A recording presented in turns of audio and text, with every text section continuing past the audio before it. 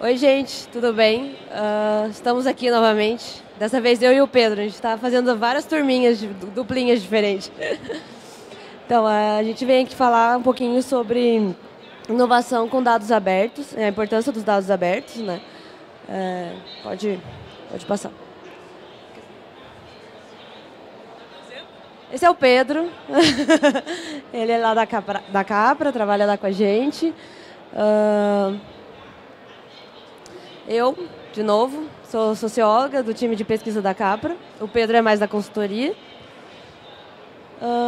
Então, a gente quer trazer essa ideia para vocês dos dados abertos e como eles ajudam com a inovação também, né? Então, a gente tem essa frase aqui, de onde vem de fato as inovações, né? Em todas as sociedades, exceto em algumas passadas que eram completamente isoladas, boa parte da nova tecnologia, ou a maior parte delas, não é inventada localmente, mas emprestada de outras sociedades. O que isso tem a ver, né? Então, quando a gente possibilita que pessoas acessem dados de forma aberta e transparente e consigam trazer soluções a partir deles, a gente possibilita que inovações surgem de vários lugares, né? Dos mais inusitados, inclusive, né? E aí, por que dados abertos, né? O que são dados abertos? São dados que eles podem ser livremente usados, reutilizados e redistribuídos por qualquer pessoa. Por que a gente está falando disso aqui? Lá na Capra, a gente fez uma pesquisa no evento do Salt Summit, que teve mês passado, retrasado, que aconteceu lá em Porto Alegre, que é um evento que veio da Espanha, primeira vez que esteve aqui no Brasil agora, e a gente fez uma pesquisa sobre os dados abertos do governo do Rio Grande do Sul. Então, a gente veio trazer desses highlights dessa pesquisa, mas também pensando qual é a utilidade para carreiras, inclusive, né? Vamos lá. Então, por que dados abertos são importantes para a sociedade como um todo, né? A gente tem maior transparência e prestação de contas do governo para a sociedade, que isso é essencial, né? Maior engajamento e participação cívica, enquanto nós, quanto cidadãos, a gente sabe que a partir dos dados abertos a gente consegue pressionar e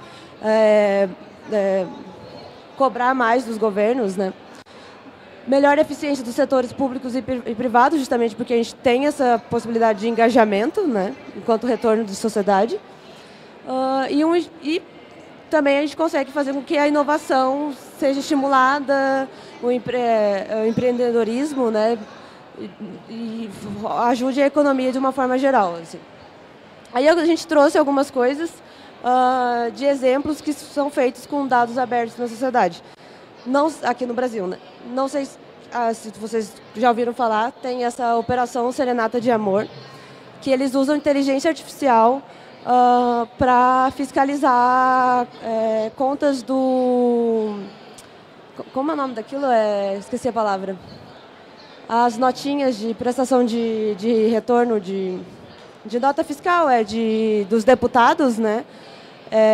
E aí, essa inteligência artificial, ela vê se tem alguma coisa estranha acontecendo com essas notas que são lançadas para ter o reembolso. Eu queria a palavra do reembolso, obrigada. Do reembolso. E aciona eles têm uma conta no Twitter que ele aciona a sociedade, né?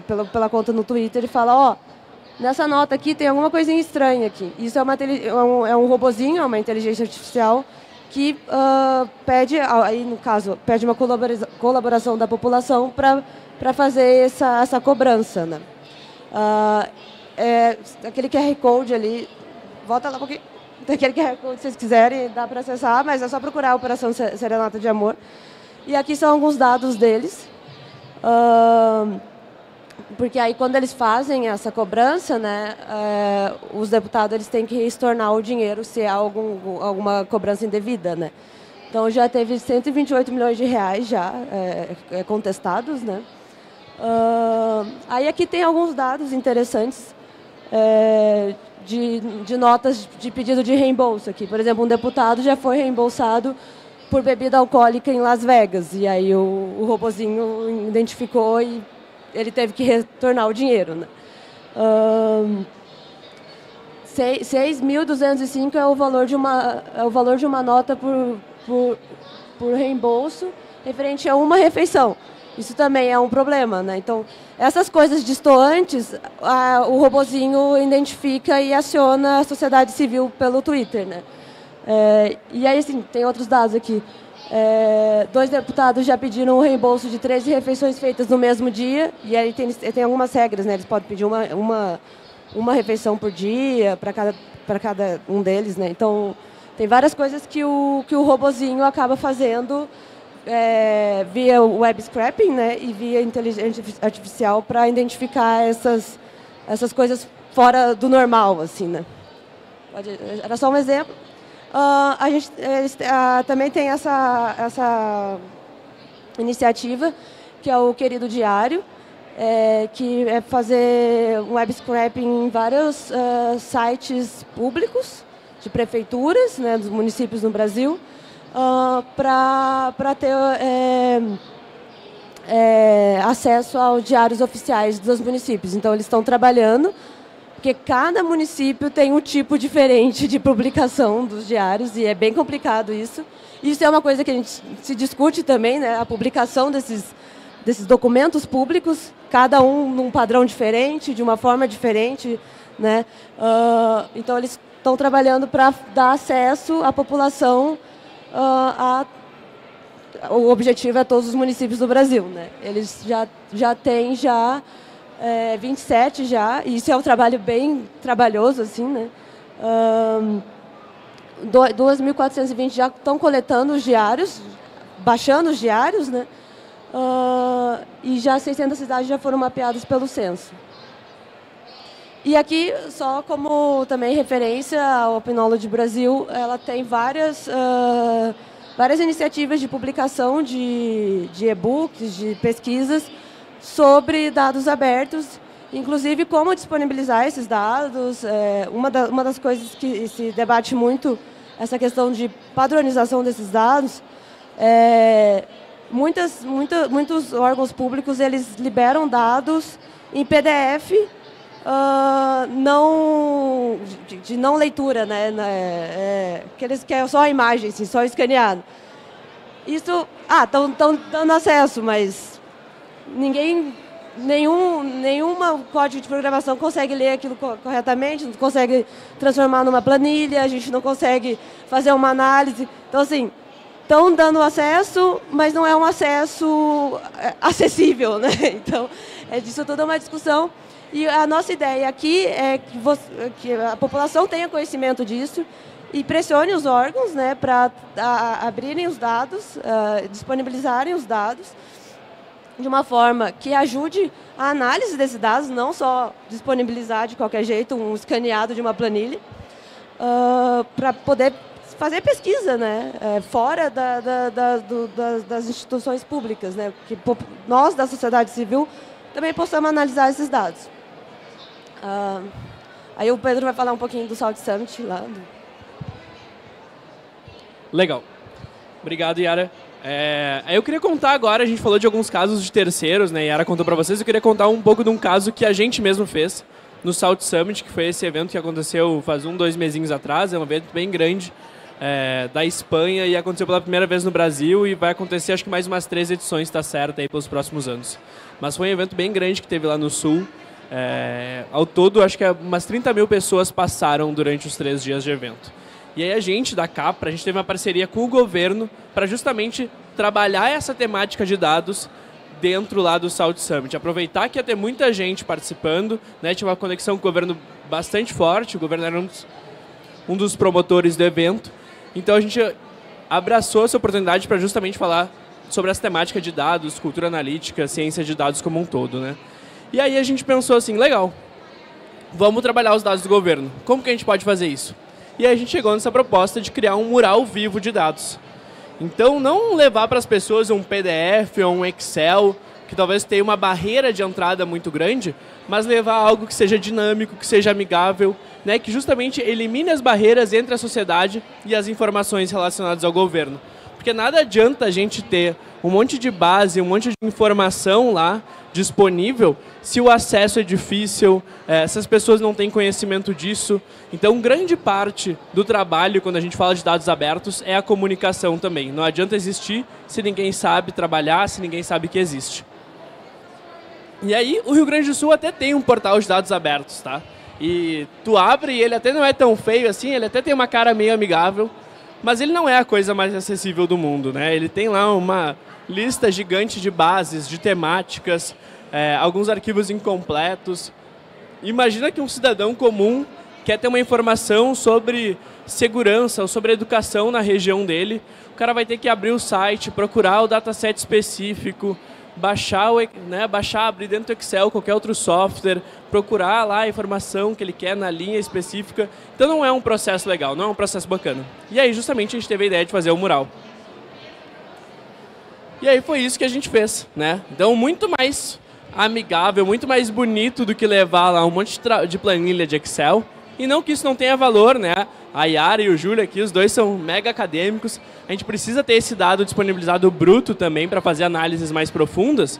Mas para grande parte do cidadão tem muito mais valor se a gente levar uma tela bonita dessas. Né? Então aqui tem 3, a gente acabou fazendo 4, aqui tem 3 das que a gente fez. Então uma olhando para emprego dentro lá do Rio Grande do Sul, a outra olhando para dados relacionados à saúde, o impacto da temperatura dentro da saúde, e aquela lá de cima olhando para os cultivos temporários do Rio Grande do Sul.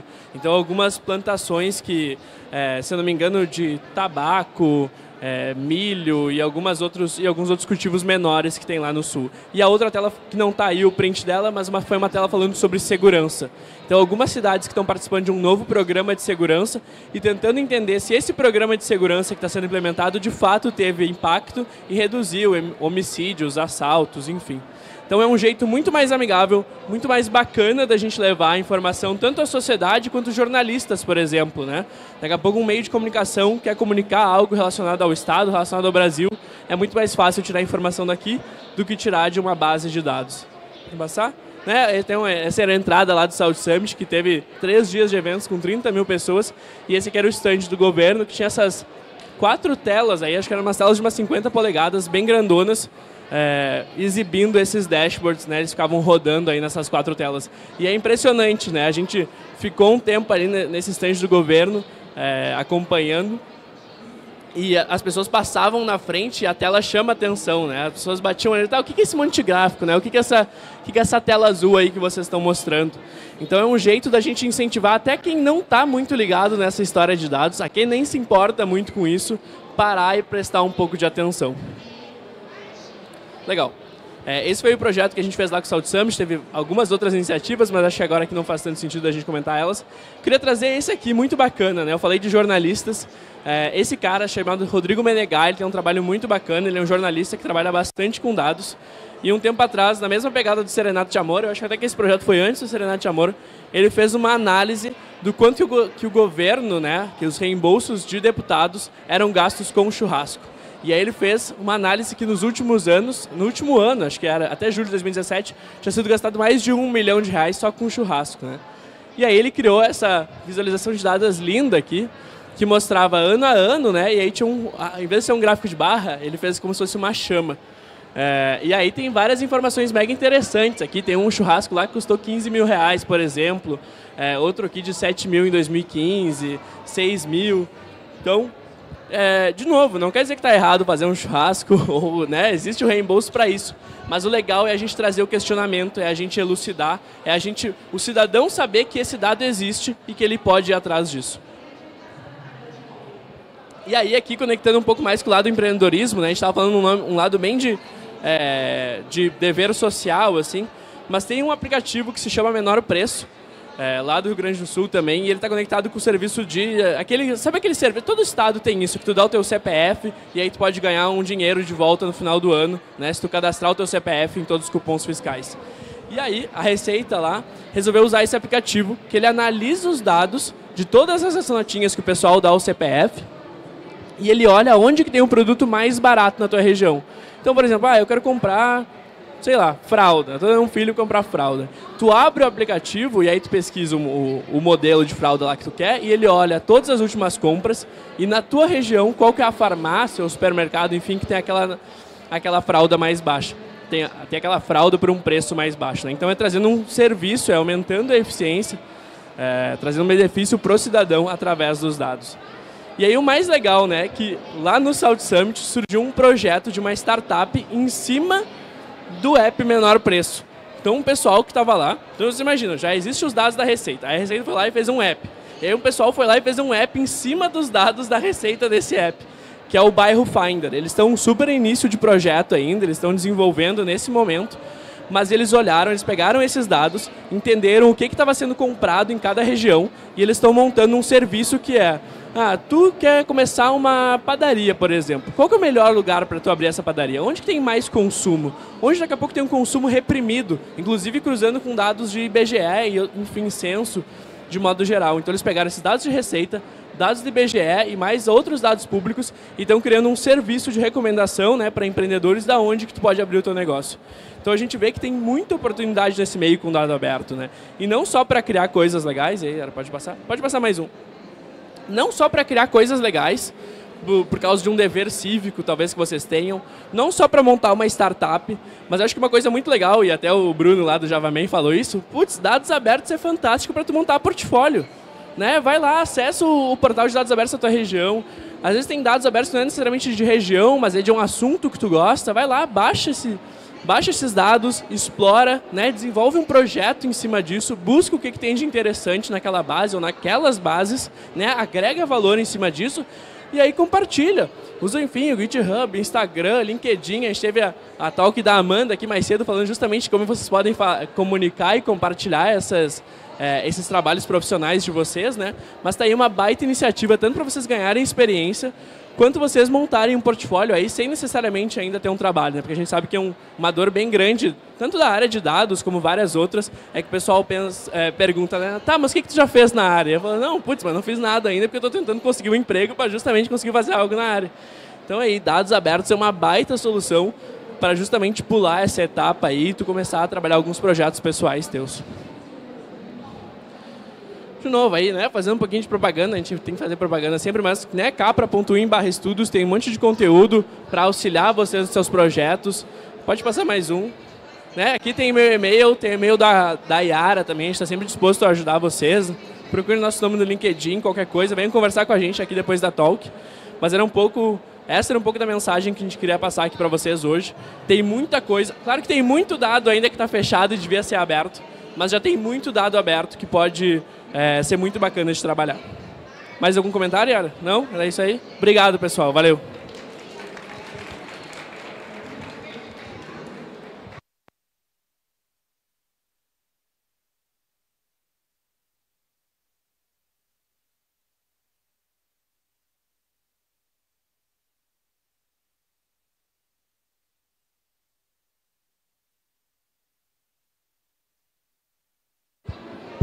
Oi.